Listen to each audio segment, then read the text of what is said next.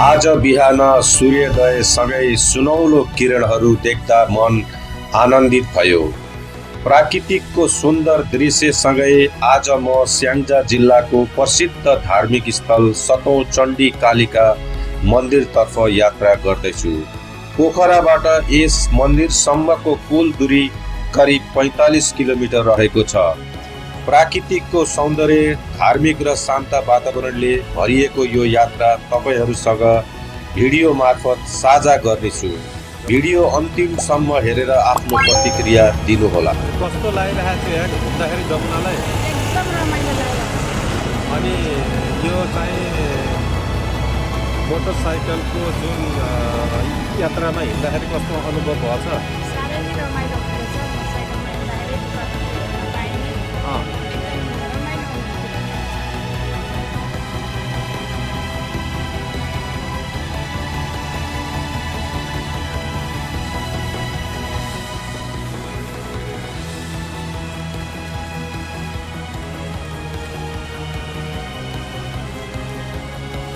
खरे अहिले यो स्याङ्जाको पुतली बजारबाट यो भाटखोलाबाट लगभग 7 किलोमिटर यहाँ हामी चाहिँ अहिले चाहिँ यो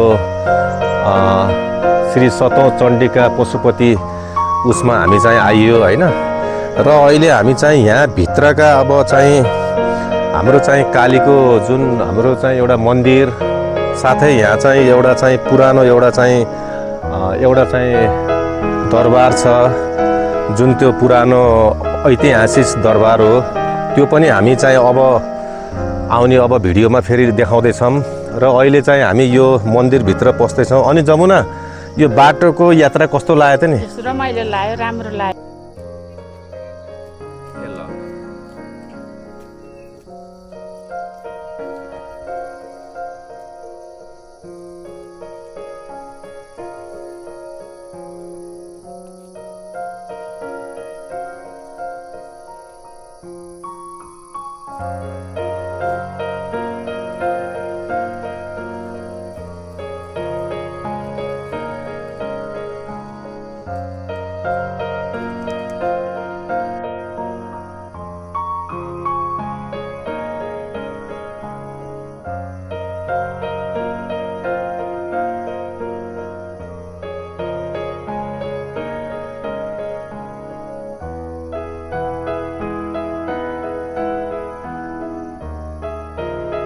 र यहाँ चाहिँ दुईवटा मन्दिर छन् होइन।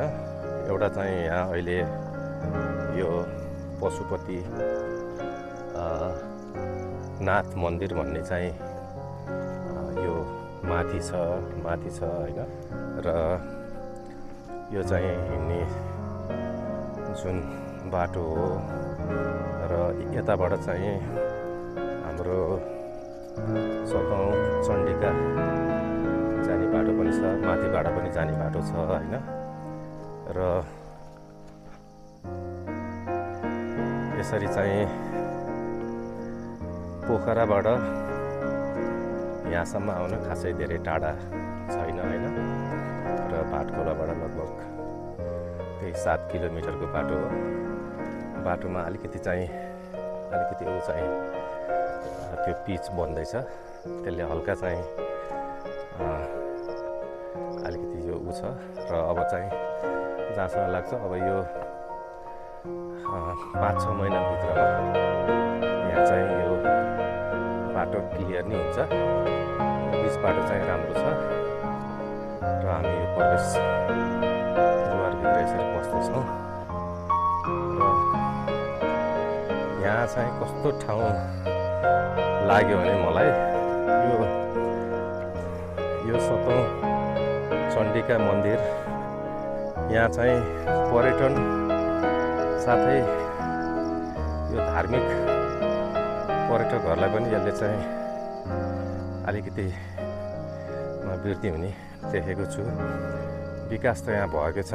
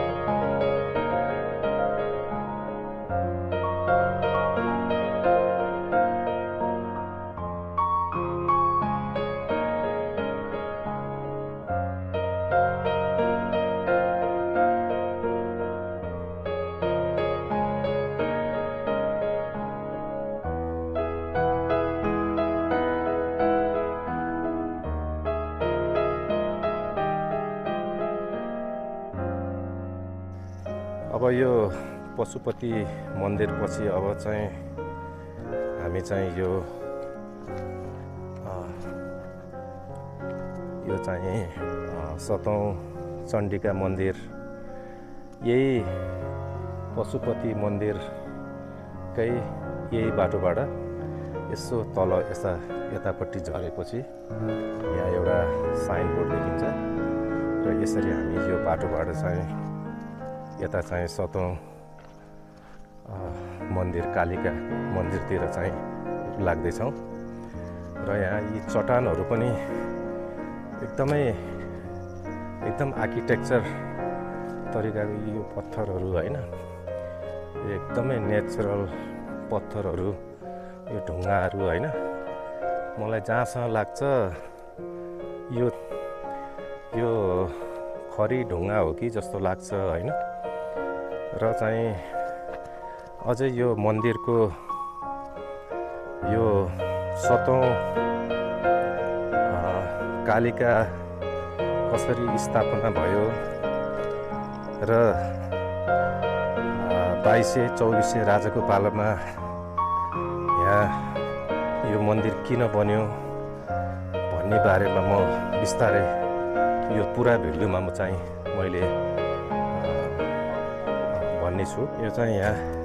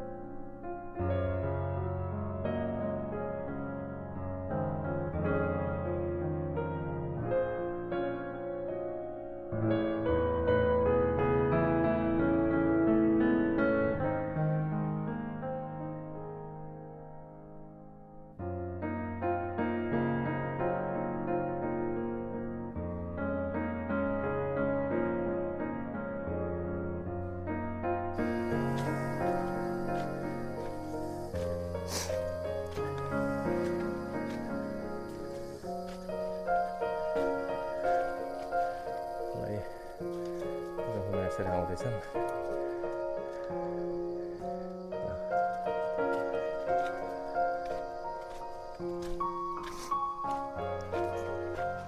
एकदम वनको चाहिँ एकदम तल्लो भागमा हामी माथिबाट एकदम अहिले तल झर्दैछौँ। 5 मिनट भनेको लगभग 10 मिनट जति नै लाग्ने रहेछ जस्तो लाग्यो मलाई। यो सिधै यो तल रहेछ र घनघोर ठुलो चाहिँ यहाँ वन छ है, एकदम ठुलो वन छ। वनको बीचमा चाहिँ काली माता हुनुहुन्न रहेछ।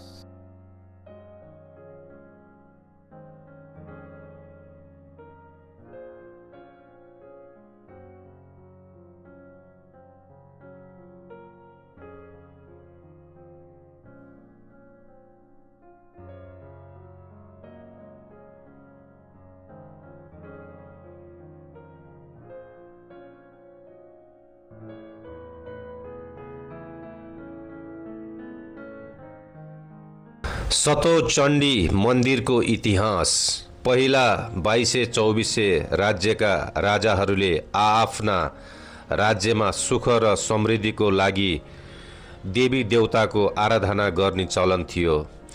त्यही चलन अनुसार सतौँकोटे राजाहरूले मन्दिर स्थापना गरी सतौँ चण्डी नामकरण गरेका हुन्। चण्डी रहेको ठाउँलाई चण्डीस्थान भनिन्छ। यो मन्दिर सतौका तेस्रो राजा शिवबम शाहीले निर्माण गरेको विश्वास गरिन्छ। पहिलो राजा बडाबम राव र दोस्रो मिया खान थिए। एक दिन गाउँमा बाख्रा चराइरहेकी एउटी मगर कन्यालाई अठाएछ। त्यसपछि गाउँभरि हल्लाखल्ला मचियो। हार गुहार गरेपछि बल्ल तल्ल गाउँबाट मान्छेहरू ओहिरिए र ती बालिकालाई खोज्न गए। अन्नत ती बालिका एउटा ढुङ्गाको कापमा सुरक्षित भेटिएन्। त्यस ढुङ्गा मार्फत एउटा चोइटो लिएर पहिरो गएको ठाउँभन्दा केही माथि देवीको रूपमा चण्डी स्थापना गरी पूजा गर्न थालियो। पाल्पा भगवती, बागलुङ कालिका, गोर्खा मनोकामना र चण्डीस्थानको मन्दिर पूजा गर्ने विधि र पुजारी पनि एउटै जातको भएकोले यी मन्दिरमा समान शक्ति पीठहरू हुन् कि भन्न सकिन्छ। सतौँमा चण्डीको स्थापना भई पूजा विधि सुरु भएपछि मन्दिरको निर्माण गरियो। स्याङ्जा जिल्लाकै प्रसिद्ध सतौँ चण्डी कालिका धार्मिक पर्यटनको उत्कृष्ट गन्तव्य बन्न सक्छ। भविष्यमा स्याङ्जा बजारबाट करिब 11 किलोमिटर टाढा रहेको यो मन्दिर हालको पुतली बजार नगरपालिका वडा नम्बर 8 मा पर्दछ। मन्दिरको केही माथि सतौँ कोटे राजाले बनाएको दरबार छ, जसलाई कोट भनिन्छ। पहिलाका 2200-2400 राज्यका राजाले आआफ्ना राज्यमा सुख र समृद्धिका लागि देवी देवताको आराधना गर्ने गर्दथे। त्यही भएर सतौँ चण्डी कालिका मन्दिरको निर्माण गरिएको हो।